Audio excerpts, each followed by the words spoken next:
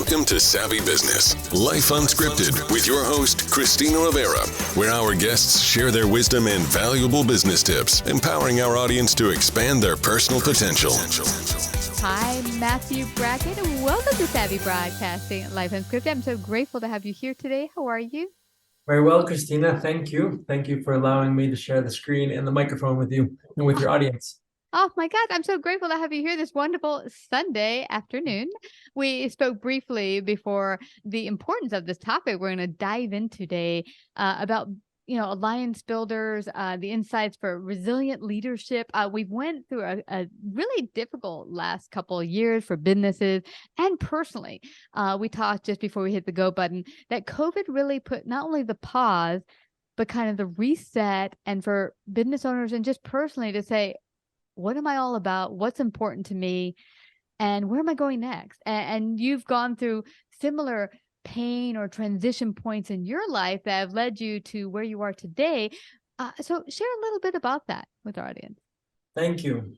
So yes, there's so much there. And we're going to dive into it. My background was in religious ministry. So I come from a family I'm the 10th of 13 children, small town New England, but with dreams to do a lot of good in the world. That led me to many different countries and to service, also in the Navy as a chaplain. And which again I'll talk a little bit about that as well as regards resilience. And I think transitions happen in our life, I would sometimes say, for three principal reasons. One is pain, another one is dreams, and another one is love. That can lead to a lot of transition, hopefully meaning transformation. And when we talk about, I call my practice Brackett Alliance, because it's part about, I work with other organizations, but it's also principally about that alliance, first of all, with yourself. Building that alliance with yourself, and resilience, when we're talking about resilience, that's really what it's first and foremost about, that ability to know yourself a lot better and to build up the alliance with yourself, but also with your priorities, as you were saying, what's most important. Yeah. And as we saw when we went through, with the pandemic and everything that happened, is, I suppose there's three R words that come to mind, is recovery, right? Resistance and reconfiguration. Yeah. And there was a lot of, we experienced resistance in the sense of not resisting something that was happening. There's part of that as well. We resist something that's happening, right? We want to pretend maybe it's not happening, but also that ability to stay strong through that. To recover, and oftentimes that means reconfiguring, which we had to do it as not only as a country, but as a world. We had to reconfigure many things. Yeah. And I'm sorry.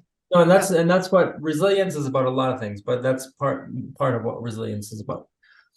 Yeah, what I'm getting from you, though, that what you hit upon is that pain point that leads to greater transformation and growth.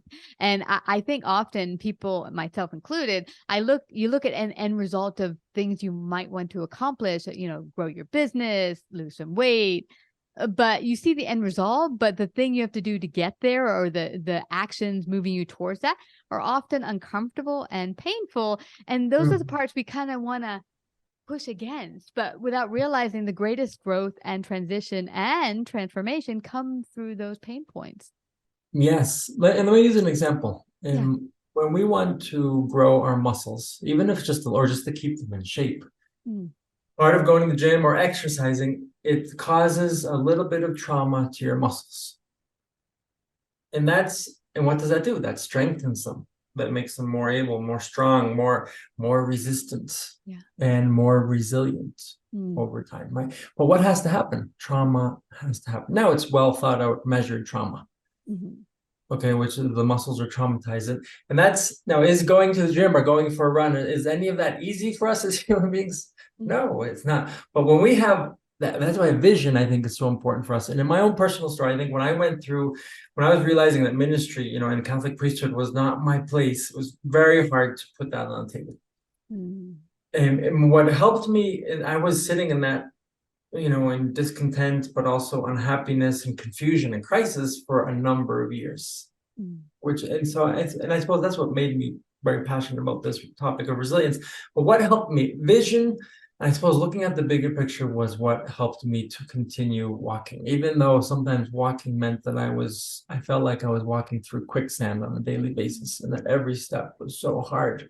but I knew that there was something that I was walking to, and I had a vision of where I didn't really know where I wanted to go, but I said, I know there's an answer at the end of it. So having the bigger picture, having the vision is so important, because when we don't have that as human beings, we lose all meaning. And when we lose meaning, we lose motivation, what I call the M&Ms, meaning and motivation. And motivation for us as human beings is very linked to meaning and purpose. And that's why when we talk about resilience, having meaning and purpose is so important for us as human beings, and for our ability to walk through some of the small or big trauma or crisis or what it is that we're walking through. Because and sometimes we might lose that meaning, but it's about rediscovering, reconfiguring, rediscovering purpose and meaning in all of that. And when there's a lot of studies about resilience, and some of these studies bring about three things, which I think are important. Is that resilient people know, they have this conviction that suffering, difficulties, and challenges are going to come my way. And secondly, that when they're going through them, or when they're preparing for them, they choose where they focus their attentions.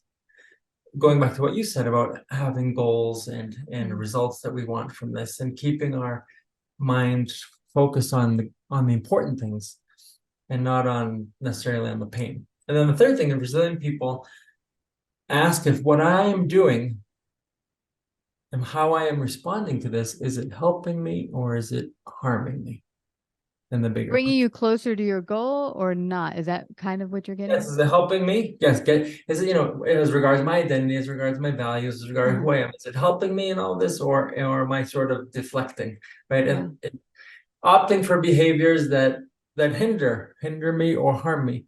We could talk about there around coping mechanisms, the way we cope with pain, right? There's healthy and there's harmful ways that we cope with pain, which is natural for us as human beings. Yeah. And I'd like to go back to, I'm thinking that when you were going through that transition period, what was initially important to you when you entered the ministry, as you grow as a person, it's not like your values change, but how do you say this? What's important to you changes as you continue to grow as a human being. So it's like, I found for myself in my early working in corporate America, what was important is rising up the corporate ladder. You're told by everyone, get up the corporate ladder, you've made it, blah, blah, blah. But then as you continue to grow as a person, you realize it doesn't really matter what title I have or how much money I have. That's not the end all be all.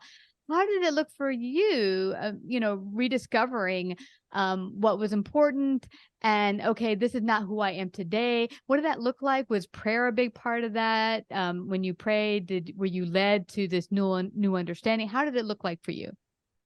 It was, and let me try to think about how to best answer this. Yeah. But going back to what you were saying is, as human beings, we in the end, we want health and happiness.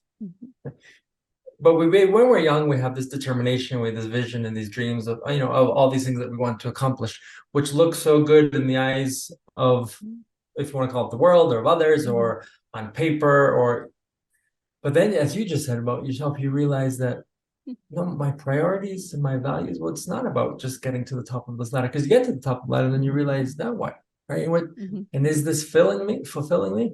So I suppose what was always important to me was making an impact, making a difference, serving, doing something what I would call transcendental in the world, making an impact in time and in eternity.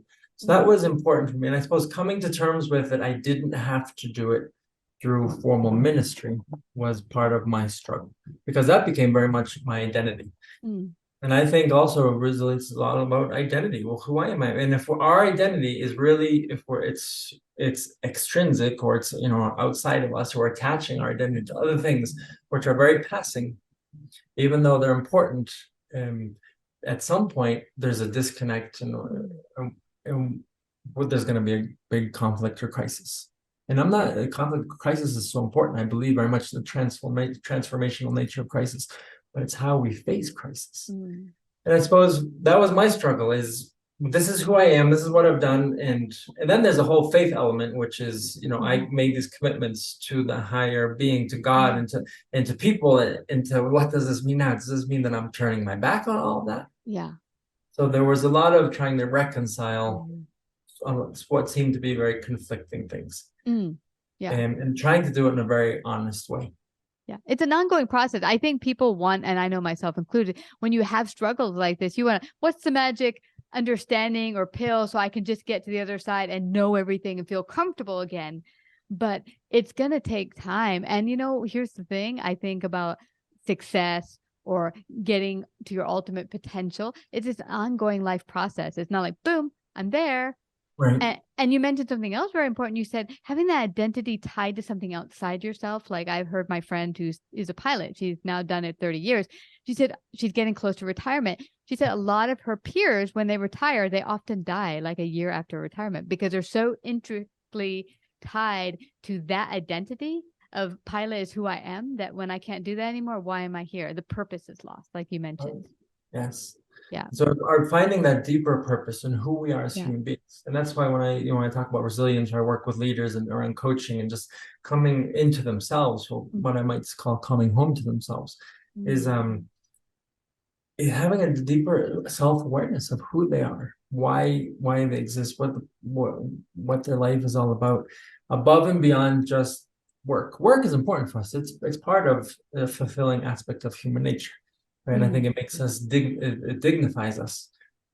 But that's why retirement is so hard in so many fields, especially also when there's uniforms linked to it, whether it be in the pilot, in the military, ministry, right? There's uniforms linked to it. There's a whole identity. There's this culture.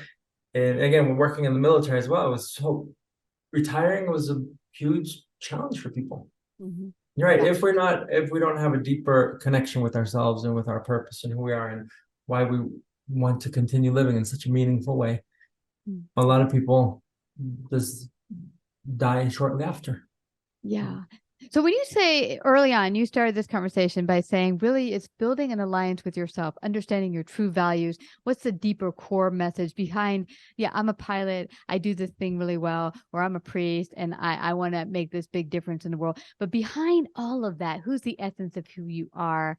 Once you discover that, is alliance building also finding that community of people that are like-minded that you can connect with and make an even bigger impact in the world? Yes. And I think connections, first of all, that connection with yourself and connection with others is so important. And that's very much part of the puzzle of resilience. And is that piece about that connection with ourselves, which involves a few things, but also very positive social relationships, interactions, whether it be intimate, and then also on the friendship level, and on other things that bring us together as human beings. Yeah, they are very important because we are made for relationships and the relationship with ourselves and others. And so, yes, it's a very key point. And that can be an underdeveloped skill because of for whatever reason. And sometimes if we only work in one specific type of field, then that's where we become very comfortable, and it's very difficult to step out of that. We kind of feel awkward in other environments. But exercising that muscle of social relationships, social connections with others and with myself is a very healthy thing for us as human beings. Easy to say, but not easy to do. Now, can I ask you, when you left, say, the ministry and then the military, it was a very certain way of being. You had a certain culture, you said, and probably a certain lingo.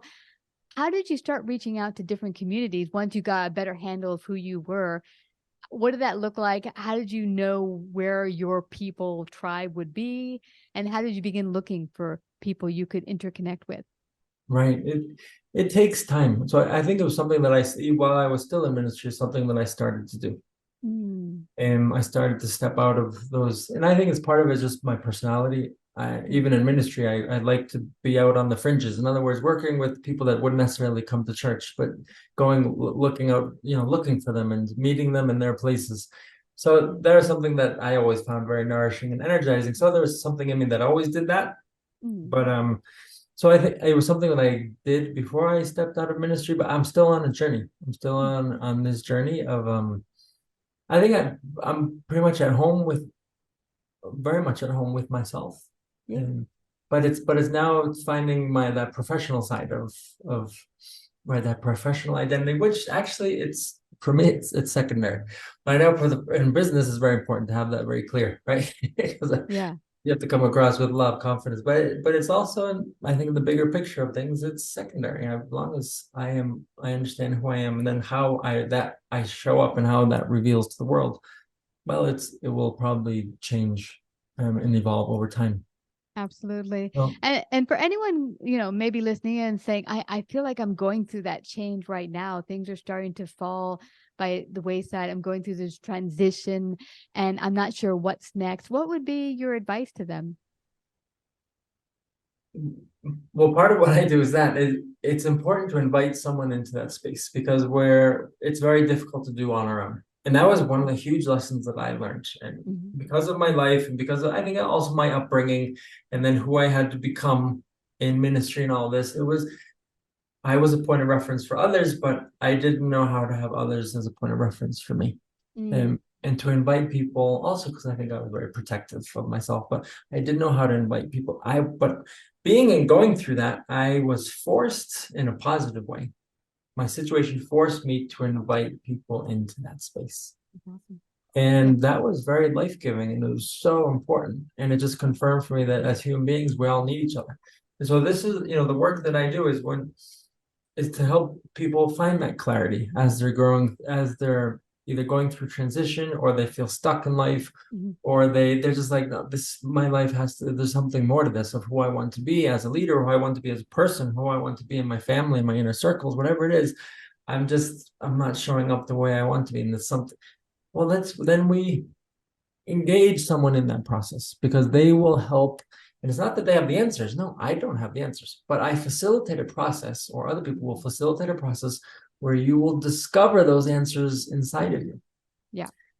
Because we're sometimes our worst enemy. We deflect, we deny, we live in denial. We kind of want to make things always sound good. And there's other psychological words that they use, these mechanisms that we use to kind of justify ourselves or where we're at.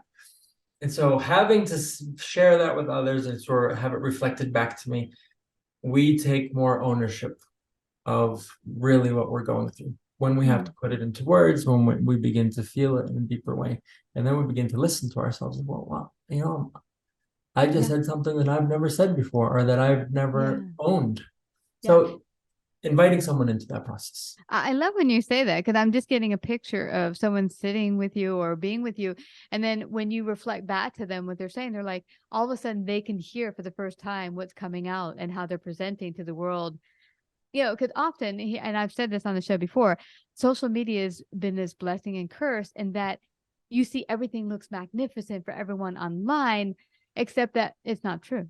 It's only a teeny weeny little fraction of the possibility of what that person's life is really like. And you're thinking, well, they're doing awesome and I'm not.